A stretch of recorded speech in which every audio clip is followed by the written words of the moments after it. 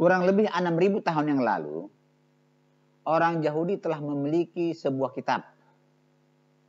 Tercatat di dalamnya bahwa Tuhan orang Yahudi telah menciptakan langit, bumi, dan segala isinya selama 6 hari. Kemudian muncul komunitas Kristen percaya kepada kitab orang Yahudi. Lalu kitab orang Yahudi ini dibuat menjadi dasar imannya. Dan kitab orang Yahudi ini diberi nama kitab Perjanjian Lama. Tiba-tiba kira-kira 1.500 tahun yang lalu Allah Subhanahu wa taala menurunkan sebuah kitab suci yang namanya Al-Quran. Tapi herannya, nama tokoh-tokoh Al-Quran itu sama dengan nama tokoh-tokoh di kitab orang Yahudi atau kitab orang Kristen. Akibatnya, penganut Al-Quran yakin dan percaya bahwa tokoh-tokoh di Al-Quran itu adalah tokoh-tokoh di kitab orang Yahudi atau kitab orang Kristen. Hal yang sama, orang-orang Kristen yakin bahwa tokoh-tokoh di Al-Quran itu adalah tokoh-tokoh di Alkitab. Tetapi setelah dipelajari, kisah-kisah tokoh-tokoh di Alkitab dan kisah-kisah tokoh di Al-Quran berbeda, tidak sama.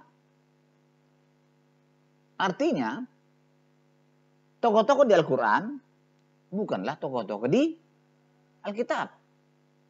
Contohnya, kisah Musa misalnya. Musa di Al-Quran itu pernah memukul mata malaikat pencabut nyawa. Akhirnya mata malaikat ini terpental keluar. Sementara Musa di Alkitab tidak pernah berbuat seperti itu. Adam misalnya. Adam di Alkitab itu diciptakan di bumi ini. Dan istrinya bernama Hawa. Sementara Adam di Al-Quran diciptakan di surga. Dan istrinya tidak punya nama. Kemudian Adam di surga itu diturunkan ke bumi. Istrinya dan Adam berpisah jauh. Adam diturunkan di Irak. Sementara istrinya diturunkan di India. Demikian juga Daud. Daud di Alkitab pernah membunuh dan berzina. Sementara di Al-Quran tidak pernah. Semua tokoh-tokoh di Al-Quran dan tokoh-tokoh di Alkitab kisahnya beda dan ajarannya berbeda-beda, bertolak belakang. Artinya bahwa tokoh di Al-Quran bukanlah tokoh-tokoh di Alkitab.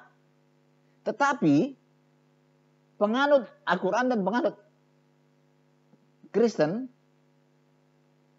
tetap menduga dan yakin bahwa tokoh-tokoh di Al-Quran dan tokoh-tokoh di Alkitab adalah oknum yang sama.